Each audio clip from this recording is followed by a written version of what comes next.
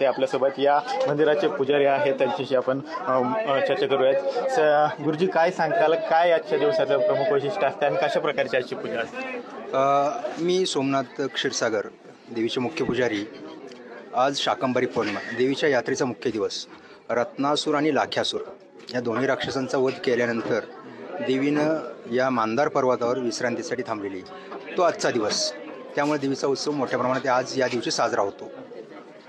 रत्नासूर आणि लाख्यासूर दोन्ही राक्षस इथल्या जनतेला त्रास देत होते, म्हणून इथल्या ऋषीमुनींना इथं तपस्या केली आणि तपश्चर्येतून ही देवीची उत्पत्ती झालेली आहे.